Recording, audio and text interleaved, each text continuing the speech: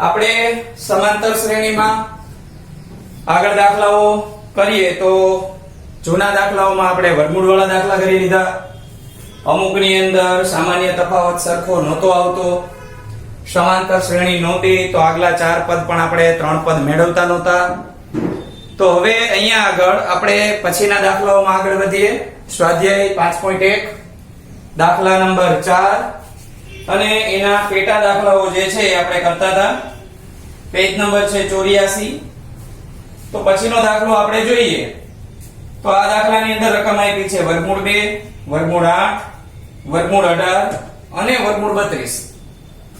તો અહીંયા તમને જે સંખ્યા આપી છે, સૌથી પહેલા તો તમારે એ વિચારવું પડે કે આપણને જે સંખ્યા આપી છે એનું વર્ગમૂળ હજી કાઢી શકાય?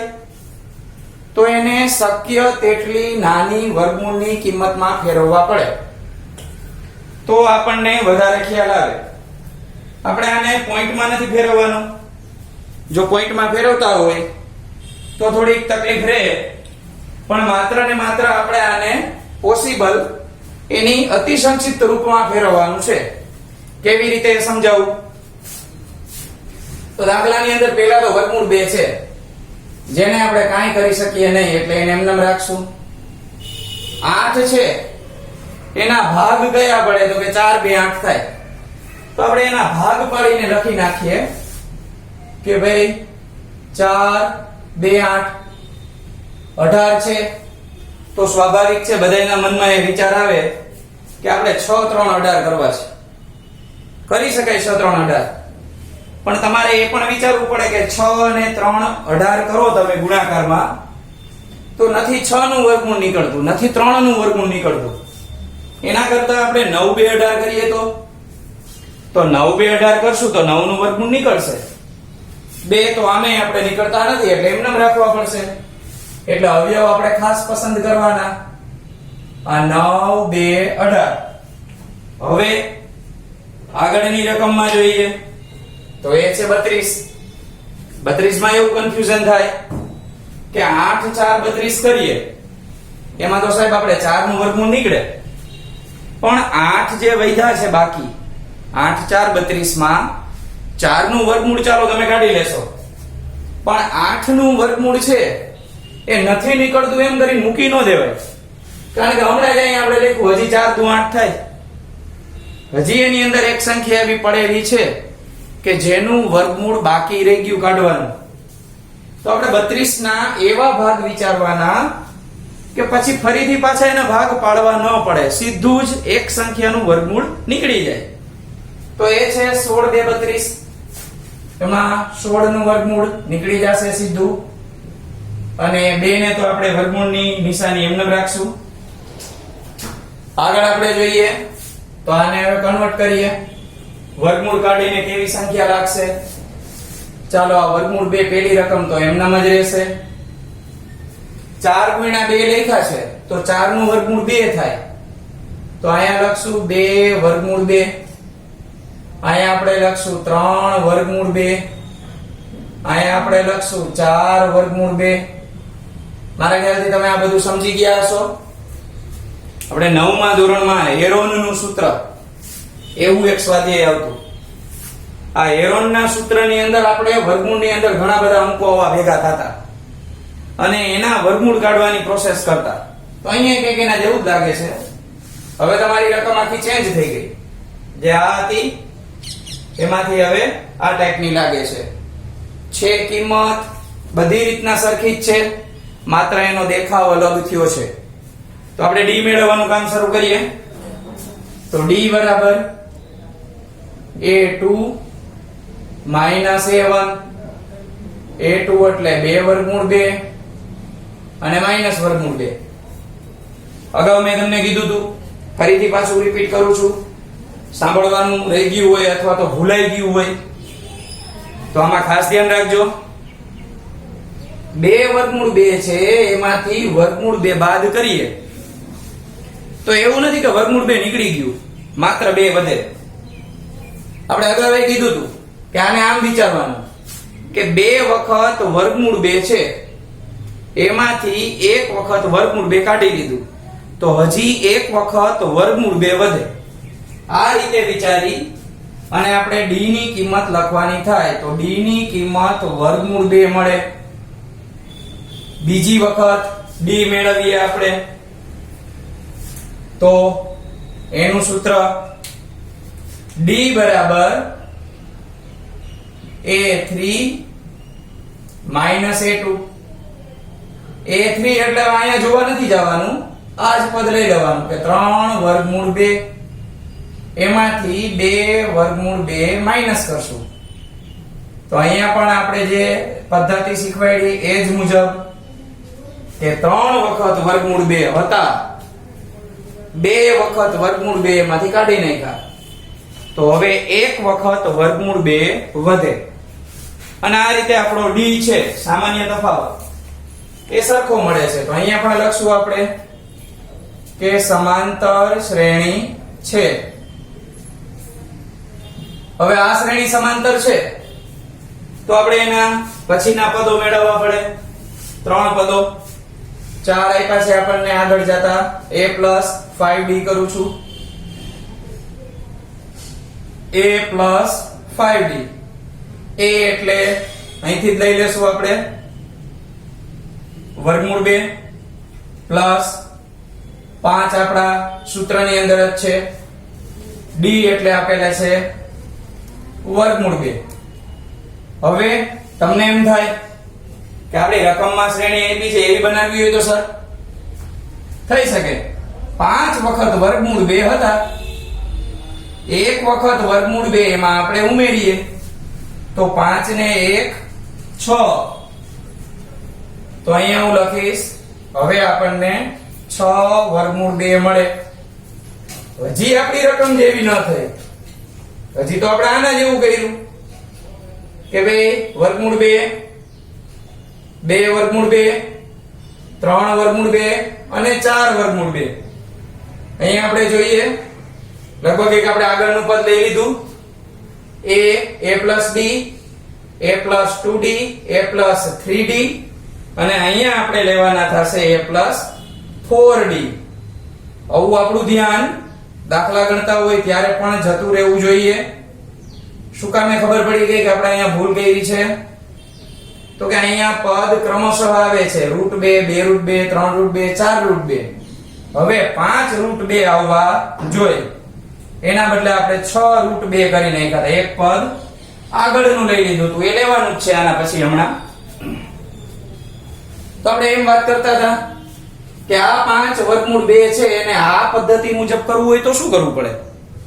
તો આપણે આને ઊંધી પ્રોસેસમાં વિચારવાનું કે આ 5 વર્ગમૂળની અંદર હશે ત્યારે કયા સ્વરૂપમાં હશે, ક્યારે 5 બન્યો?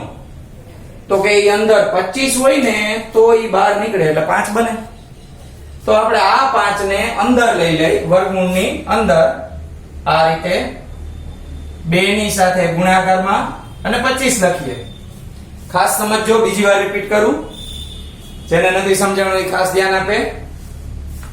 4 ને 1 5 વર્ગમૂળ 2 કર્યા. 5 ક્યારે બહાર 5 બન્યો હશે? તો કે અંદર વર્ગમૂળમાં 25 હોય તોય વર્ગમૂળની બહાર નીકળે એટલે 5 બન્યો હોય. તો આપણે ઊંધી પ્રક્રિયા કરી, 5 ને પાછો અંદર જવા દીધો જેથી કરીને એ 25 બની ગયો. હવે 25 2 50 એટલે વર્ગમૂળ 50 મળે. તો આપણને 4 પદ મળ્યા હતા. આ આપણું 5મું પદ ગણાય. તો હવે તમે જોશો તો જે આપણે રકમ લખી એ ટાઈપની રકમ બની ગઈ. જો હજી 2 પદ મેળવીએ એટલે તમને વધારે ખબર પડે. a + 5d આની ગણતરી હમણાં આપણે થોડીક કરી જ નાખી હતી ભૂલથી. તો અહીંયા હું √2 લખીશ પ્લસ 5√2. અહીંયા મને મળે 6√2. હવે વર્ગમૂળની અંદરથી 6 ક્યારે બનીને નીકળ્યા હોય? તો કે આપણે વિચારવાનું, વર્ગ અને વર્ગમૂળ તો બધાને આવડતા જ હશે, અને ન આવડતા હોય તો 1 થી 20 સુધીના વર્ગ અને વર્ગમૂળ કમ્પ્લીટ કરી લેવા. ઘણા બધા પ્રકરણમાં આપણે ઉપયોગી થશે. તો આ 6 36 ના બને. 36 નું વર્ગમૂળ 6 થાય અને આને આપણે ગુણાકાર કરીએ તો એ મળે 72 એટલે કે 72. આ આપણું છઠ્ઠું પદ મળે. ત્યાર પછી જોઈએ તો a + 6d. તો આ a + 6d આપ્યા છે, એમાં √2 + 6 √2 એટલે આપણને મળે 7 √2. તો આપણે ઊંધું વિચારવાનું. 7 છે કોનું વર્ગમૂળ થાય? તો કે 49 નું વર્ગમૂળ થાય. તો આપણે 49 ને અંદર લખશું કે ભાઈ 2 * 49. તો અહીંયા આગળ આપણને મળશે 98. આ આપણું 7મું પદ ગણાય. તો આ દાખલો એક વિશિષ્ટ દાખલો કહી શકાય. તમે જોયું હશે કે દાખલાની અંદર કાંઈક આપણે થોડુંક નવું શીખ્યા અને વર્ગમૂળ કેવી રીતે આપણે અલગથી કર્યું, આખી ગણતરી સાથે લખેલું છે. બુકમાં પણ આ બધા દાખલા લખવા જ. પછીનો દાખલો જોઈએ તો વર્ગમૂળ ટાઈપનો જ છે કઈક દાખલો. x √3 √6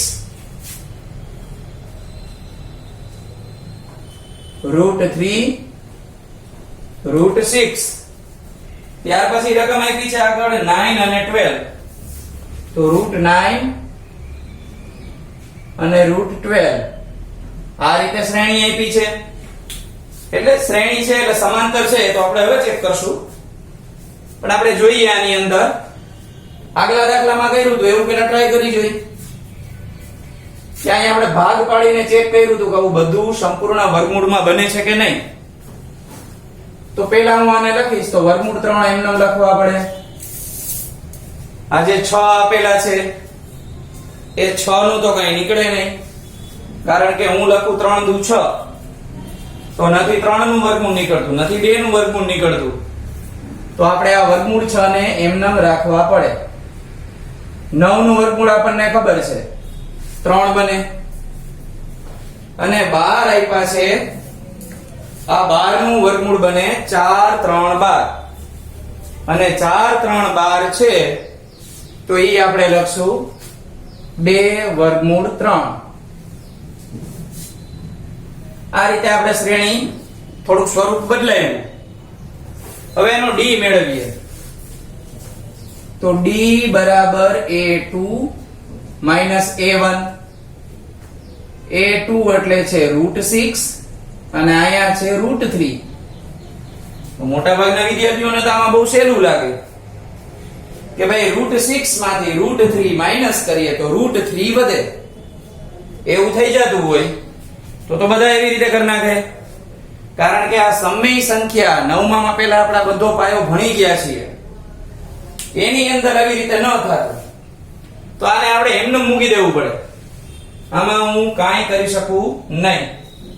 આ જ આપણો d ગણાય. બીજો d મેળવીએ, એમાં જોઈએ શું થાય છે. તો બીજો d a3 માઈનસ a2. અહીંયા આગળ 3 માઈનસ √6. આપણે એવું શીખ્યા કે સાદી રકમમાંથી વર્ગમૂળ વાળી રકમ માઈનસ ન થાય કે પ્લસ ન થાય. આવી વાત આપણે શીખી ગયા છીએ. સાદી રકમ સાથે સાદી રકમના સરવાળા બાદબાકી કરાય અને આ ટોપી વાળી રકમ સાથે ટોપી વાળી રકમના સરવાળા બાદબાકી કરાય. એટલે ટોપી વાળી રકમ એટલે નિશાની, વર્ગમૂળની નિશાની હોય એ. તો d મને સમાન નથી મળતો તો સીધા લખી નાખશું અહીંયા કે સમાંતર શ્રેણી નથી, જેથી કરીને આમાં આગળ વધવાનું થતું નથી. ત્યાર પછીની રકમ જોઈએ તો 1 નો વર્ગ, 3 નો વર્ગ, 5 નો વર્ગ અને 7 નો વર્ગ. આવી રીતે આપણને રકમ આપેલી છે. 1 નો વર્ગ, પછી 3 નો વર્ગ આપ્યો છે, 5 નો વર્ગ અને 7 નો વર્ગ. હોશિયાર વિદ્યાર્થીઓ શું કરે ઉતાવળમાં હોશિયારનો મીનિંગ તમે સમજો છો. તો એ લોકો એવું કરે, 1 માં 2 નાખ્યા તો 3 થયા, 3 માં 2 ઉમેર્યા તો 5 થયા, 5 માં 2 ઉમેરતા 7 મળ્યા. પણ હજી અહીંયા વર્ગની નિશાની છે એ જોઈ નથી. સરળતાથી પેલા જોતા એવું લાગે કે આ તો સમાંતર શ્રેણી છે, પણ હકીકતમાં આને વર્ગ આપ્યા પછી ખબર પડે કે સમાંતર શ્રેણી છે કે નહીં. તો આના માટે હું લખું અહીંયા શ્રેણીને 1 નો વર્ગ 1 બનશે, 3 નો વર્ગ 9 બનશે, 5 નો વર્ગ 25 અને 7 નો વર્ગ 49. હવે આપણે આની અંદર ડી મેળવીએ. ખબર જ છે કે આ સમાંતર શ્રેણી નહીં જ બને. a2 a1 9 ઓછા 1 તો d ની કિંમત આપણને 8 મળે. બીજી વખત d જોઈએ તો a3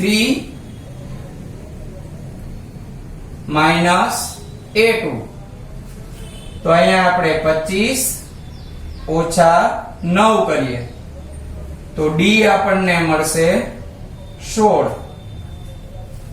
તો અહીંયા જોતા એવું લાગે છે કે સમાંતર શ્રેણી નથી, સામાન્ય તફાવત સરખો નથી આવતો.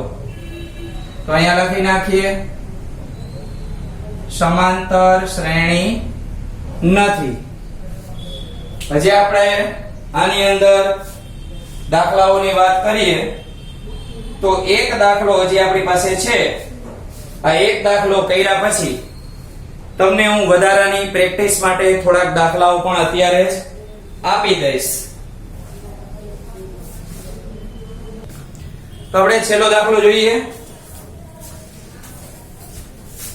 xv દાખલાની અંદર એ પૂછે 1 નો વર્ગ 5 નો વર્ગ 7 નો વર્ગ અને છેલ્લે આપ્યા છે 73. તો આ દાખલામાં આપણે જોઈએ કઈ રીતે થાય છે. તો 1 નો વર્ગ 1 થશે, 5 નો વર્ગ 25 થશે, 7 નો વર્ગ 49 થશે અને 73 એમના એમ.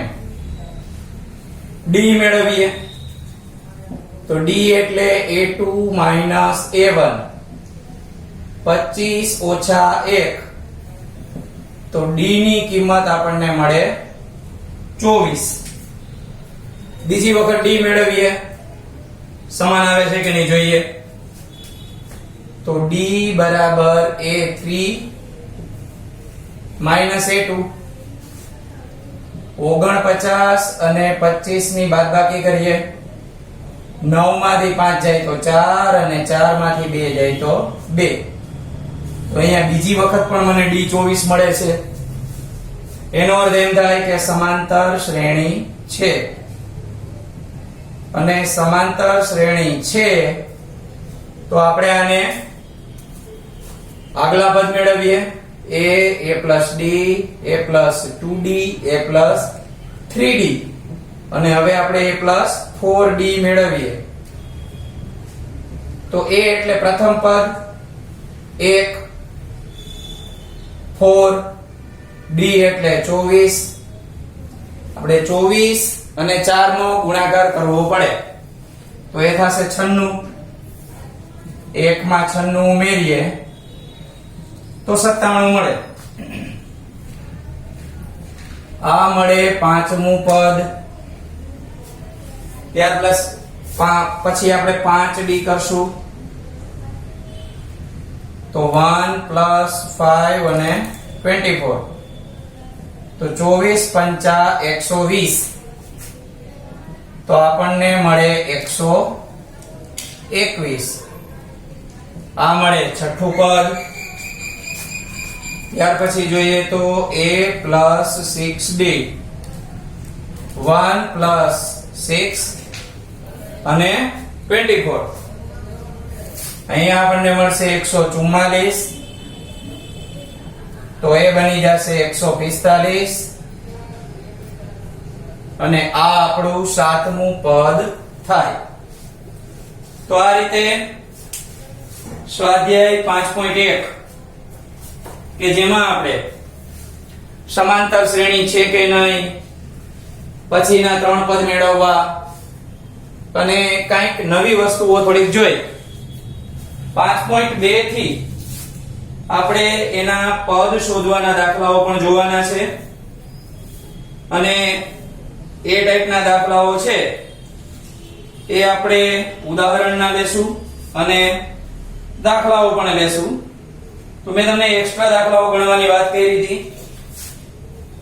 લાસ્ટ લેક્ચરમાં પણ મેં તમને એક્સ્ટ્રા દાખલાઓ આપેલા હતા અને આ વખતે એક્સ્ટ્રા દાખલાની વાત કરીએ તો ઉદાહરણ 2 એક્સ્ટ્રા દાખલાઓની અંદર ઉદાહરણ 2 આપેલું છે. એમાં 4 દાખલાઓ છે. અંદર પેટા દાખલાઓ 4 આપેલા છે. તો આ ઉદાહરણ 2 ના 4 દાખલાઓ છે આની નીચે સ્વાધ્યાયની નીચે જોઈન્ટ કરી દેવાના. નેક્સ્ટ લેક્ચરમાં આપણે પછીનું 5.2 સ્વાધ્યાય શરૂ કરીશું.